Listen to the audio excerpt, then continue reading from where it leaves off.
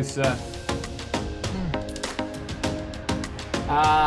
Something about some dude.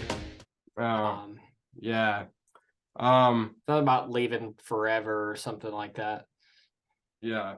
Um, so I haven't made any sort of statement or anything about this since it was announced. Um, Obviously, Kevin Harvick is retiring at the end of the 2023 season. And if you don't know, I'm a Kevin Harvick fan. I've been a Kevin Harvick fan since 2004. Um, I I grew up when I was 4 years old when Dale Earnhardt died. My mom, who got me into racing, she was a Dale Earnhardt fan. I was a Dale Earnhardt fan. He dies. Um, and so Kevin Harvick was always a name in our house that held something special, obviously for the circumstances that happened after February 2001. And as I was 7 years old, needed a driver, didn't want to pull for Dale Jr. because my mom pulled for him, and I was like, God, seems like natural choice, Kevin Harvick. And ever since then, I mean, it's been the lowest of low winless streaks. Missing the chase. He missed the chase the first 2 years I pulled for him. He went through a 3-year long winless streak, but never did I doubt his ability, or never did I doubt the fact that he's an absolute badass. And that's why a 7-year-old me, that's why I picked him back in 2004, was because I thought he was a badass. I was like, this dude not only took over Dale Earnhardt's car, he won with it. And then he also like fucking suplex aerial assault on Greg Biffle at Bristol that one year.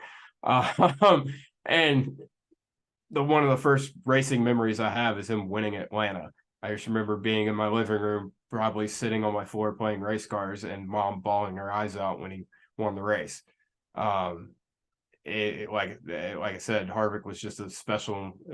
It was a special name in our house in particular, and probably many of you. And you know, he went from carrying the mantle for RCR all those years to Stuart Haas and unleashed his full potential and won a championship. And some of my greatest memories just ever is at races, watching Kevin win.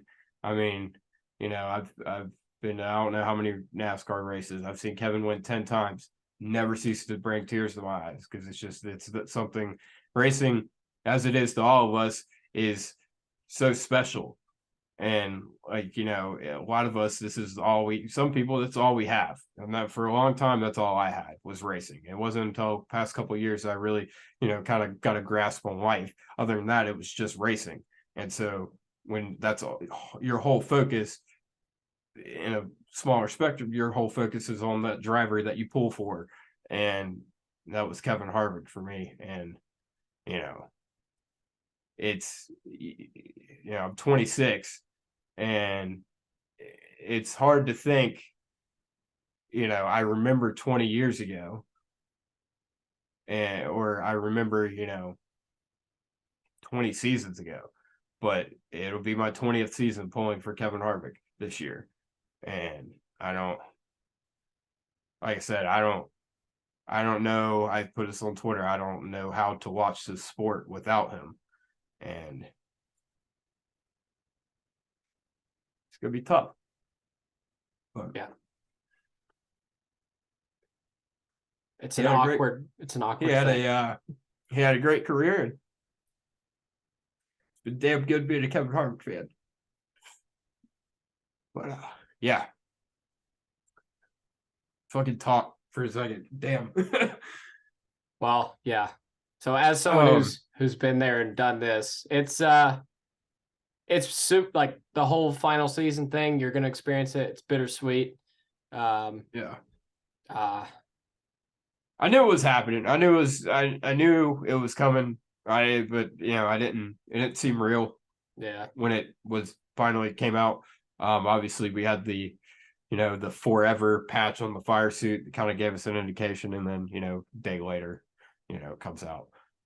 But aside from me, I think I don't know, Seth. I pulled for Kevin. I don't know if maybe you've seen this. I feel like people underappreciate how important Kevin Harvick is to the sport in many ways.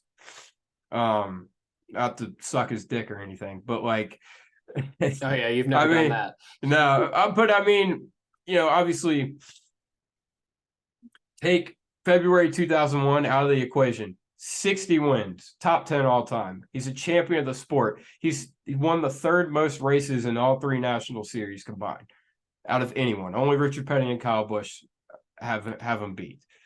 And he's been influential in the sport even more than that. He was an owner. Now he's a damn owner in one of a late models, owns a whole late model series now.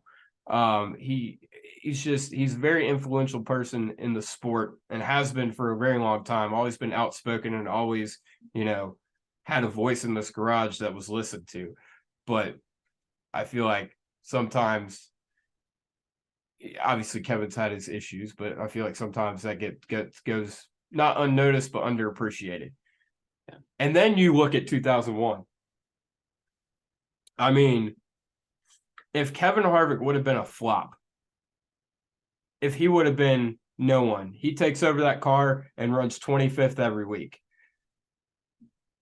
I don't want to put all this on him, but the sport's different, I feel like.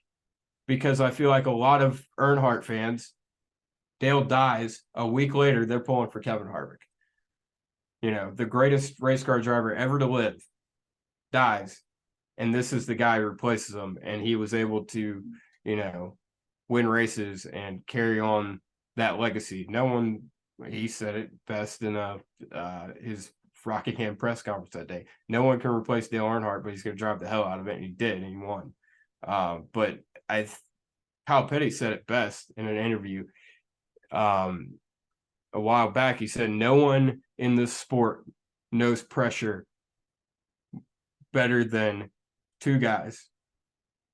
He said, doesn't matter how many championship playoffs you go into, doesn't matter, what situations you're in the sport. Only two guys know true pressure, and that's Dale Earnhardt Jr. and Kevin Harvick, because of what they had to do, pick up and go after February 2001.